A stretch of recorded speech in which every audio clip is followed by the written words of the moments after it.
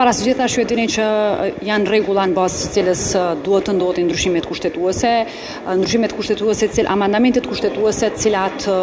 u propozu u ndryshua në fakt sepse morën miratimin e deputetëve të shumicës.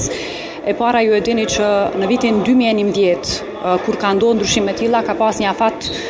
kohor prej 7 dite në mënyrë që ti trajtoj,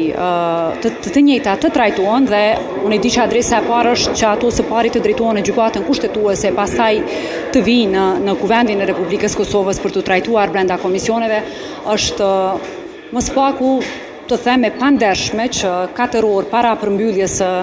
afatit kushtetues, kur gjithë vëmendja opinionit publik sot është tek zhvillimet në Kuvend, nëse Kosova përfundimisht do ta zgjedh sagën e presidentit ose jo, sot Kuvendi i Kosovës ballafaqohet me kërkesa të tjera, të cilat bien ndesh me kushtetutën, të cilat bien ndesh me rregulloren e Kuvendit dhe të cilat bëhen vetëm sa për sy e faqe para zgjedhjeve. Pra, debati sotëm ishte debat politik dhe s'kishte fare të bënte me nevojën për të ndryshuar këto, për të bërë këto ndryshime të amendamenteve kushtetuese. Në të kundërtën, koalicioni Lëvizjave të Vendosje ka pasur 5 vite kohë që t'i sjell në Kuvend. Zonja Osmani po ashtu ka pasur një mandat të plot që të njëjtat amandamente t'i sjell me kohë në Kuvendin e Republikës Kosovës, por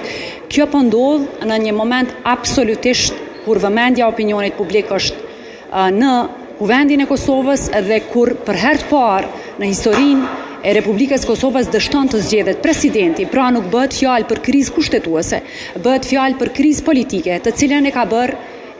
përgjegjëse për cilën është Lëvizjave të Vendosje, e cila po dështon dhe ka dështuar që ta zgjedh presidentin e Republikës ose presidenten e Republikës Kosovës. Partia Demokratike a ka vot për këto amandamente në Kuvend? Ne e thamë qëndrimin ton, amandamentet në vitin 2011 janë përpiluar nga Partia Demokratike e Kosovës, jemi 14 vite pas dhe në formën se si trajtohet kushtetuta. Është absolutisht e pandershme që dokumenti më i rëndësishëm i shtetit të vijë në Kuvend 4 orë para përmbylljes së afatit kushtetues për presidentin për të trajtuar. Më së paku çfarë do duhet të bëj është që të kemi një diskutim të thellë akademik të profesionistëve, të njohësve të kushtetutës, sepse po flasim për fundamentin e shtetit. Prandaj për mua nuk është e çuditshme të njëjtët që për vite të tëra kanë shkel rregulloren kushtetutën. Ligjet sot provuan që të imponojnë ose mirë të them të kontrabandojnë kundërligjshëm një dokument i cili në fakt kushtetutën e cila mori mbështetjen e deputetëve të shumicës, por që absolutisht është e shëmtuar forma se si po ndodh kjo sagë politike në këto orë të vona të sotme. Faleminderit shumë për kohë. Atëherë, afërdita, kaq nga kjo lidhje direkte në momentin që ne do të kemi diçka të re, padyshim që do të kërkojmë lidhjen me juve në studio. Faleminderit shumë Zëqer për këtë lidhje direkte dhe për prononcimin e drejt për drejt nga deputeti